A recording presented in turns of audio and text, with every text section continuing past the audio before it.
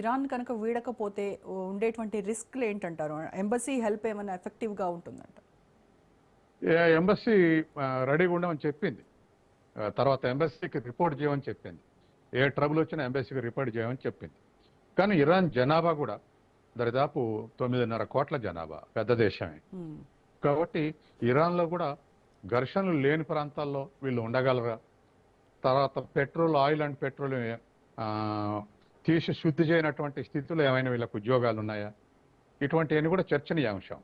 కాబట్టి వాళ్ళు సాధారణంగా అమెరికా అటాక్ చేస్తే ఫస్ట్ వాళ్ళ అణుస్థావరాలు, రెండోది పెట్రోలియం ఉత్పత్తుల మీదనే దాడి చేస్తుంది. కాబట్టి ఈ రెండు చోట్ల మన వాళ్ళు ఉంటే ఇబ్బంది పడతారని చెప్పేసి మీరు సేఫ్ ప్లేస్లలో ఉండండి, మీకు కష్టం అనిపిస్తే ఎంబసీకి రిపోర్ట్ చేయండి అని నిన్న ప్రకటన ద్వారా విజ్ఞప్తి చేశారు. కాబట్టి ఆ విధంగా బిహేవ్ చేసే అవకాశం ఉంది. తర్సడే నాడు మళ్ళీ జెనీవాలో చర్చలు జరిగితే ఏమైనా ఇంకొంత కన్క్లూజన్కి వస్తారా, లేకపోతే ఇంకొంచెం డైల్యూషన్ అయిద్దా ఈ టెన్షన్స్ అనేది మనం గురువారం వరకు చూస్తే కానీ తెలియదు. సో ఈ జెనీవాలో జరిగే న్యూక్లియర్ టాక్స్లో ఏమైనా పాజిటివ్ రెస్పాన్స్ వచ్చేటువంటి అవకాశం ఉందంటారు? ఉన్నది ఇద్దరు ప్రెజర్లు ఏమన్నారు.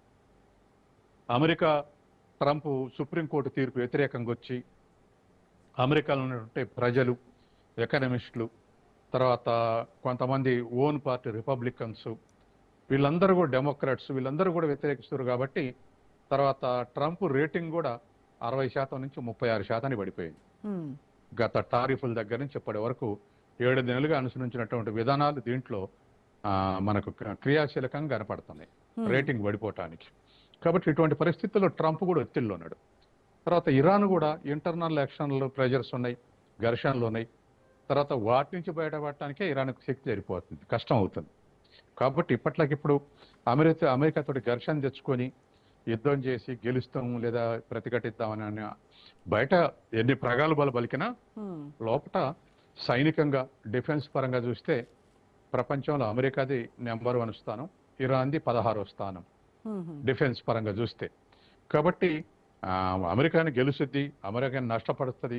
ఇప్పటికి కూడా ఇరాన్ కూడా మేము ప్రతిగా అమెరికా మీద దాడి చేస్తాం అనట్లే, ఈ మా దేశం చుట్టూ ఉన్నటువంటి అమెరికా స్థావరాల మీద దాడి చేస్తాం అంటుంది. దానికి ఉన్న క్యాపబిలిటీస్ అవి. కాబట్టి ఇవాళ ఘర్షణ పోయి దేశం నాశనం కావటం, వాళ్ళ పాలన నాశనం కావటం తప్ప ఇంకోటి లేదు.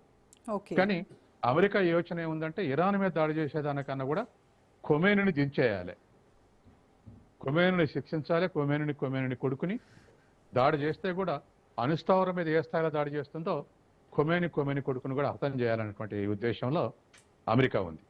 కాబట్టి పాలన మార్చేస్తే ఇప్పుడు మధురుని ఎత్తుకుపోయి వెనుజులాలో ప్రతిఘటించలేని ప్రభుత్వం ఉంది, అలో చేశారు.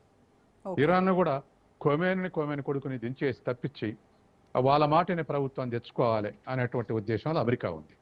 కాబట్టి దానికే వాళ్ళు ప్రయత్నం చేసే అవకాశం ఉంది. అందుకనే ఈ జాగు చేస్తూ ఉన్నారు. తర్వాత ఏషియాలో కూడా, వెస్ట్ ఏషియాలో కూడా అన్ని దేశాలు ఎఫెక్ట్ అవుతాయి.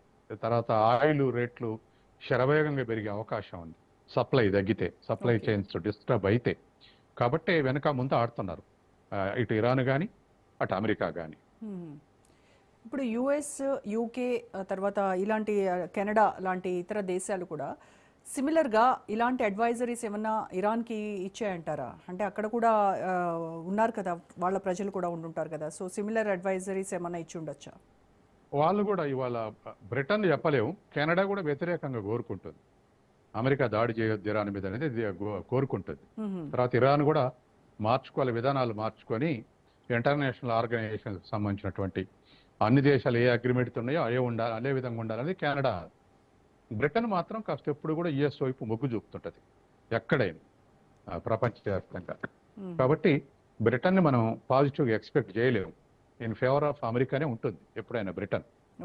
కాబట్టి కెనడా నెగిటివ్ ఉంటుంది ఈ మధ్యకాలంలో. నెమ్మదిగా ఇది కరెక్ట్ కాదు, వరల్డ్ ఆర్డర్ని డిస్టర్బ్ చేయడం కరెక్ట్ కాదు, అమెరికా ఇట్లా డిక్టేట్ చేయటం గ్రీన్లాండ్ కోసం, లేకపోతే వెనుజులా కోసం, ఇరాన్ కోసం, తర్వాత ట్రేడ్ డీల్స్ టారిఫ్లు కూడా ఇష్టం వచ్చినట్టు మాట్లాడటం, ఇవన్నీ కూడా కెనడా ఇష్టపడలేదు. కెనడాని కూడా రెచ్చగొట్టాడుగా ట్రంప్. మా దేశంలో 50 రాష్ట్రాలు ఉన్నాయి, మీరు 51 రాష్ట్రంగా ఉండండి మీరు అని చెప్పేసి అన్నాడు కదా. కాబట్టి వాళ్ళు కూడా హర్ట్ అయి ఉన్నారు, కెనడా కూడా. సో ఎవాక్యుయేషన్ ప్లాన్ చేస్తున్నారు వాళ్ళు కూడా. ఎస్. ఓకే. సార్ ఇప్పుడు యూరోపియన్ యూనియన్ లేదా రష్యా కానీ చైనా కానీ ఇలాంటి కంట్రీస్ ఇప్పుడు ఇరాన్ చూసి ఈ సిచ్యువేషన్లో ఎలా రెస్పాండ్ అవుతాయంటారు? వాళ్ళు ఖండిస్తున్నారు. ప్రత్యక్షంగా అమెరికాకి వ్యతిరేకంగా యుద్ధంలోకి వచ్చే అవకాశం లేదు. మ్మ్.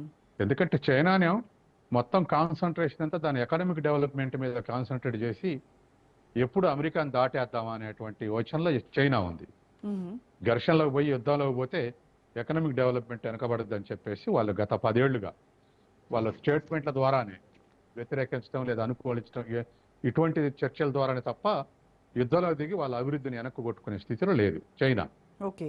అట్లనే రష్యా కూడా యుక్రెయిన్లో వాళ్ళు ప్రత్యక్షంగా పాల్గొనకపోతే రష్యా కూడా నెగిటివ్ ఉండేది కాదు.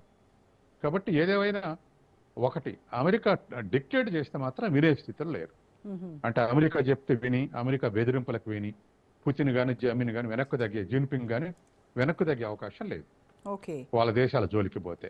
కానీ ఇంకొక దేశం తరపున వచ్చి యుద్ధం చేసే స్థితిలో ఆ రెండు దేశాలు ఉన్నాయి అనిపించట్లేదు.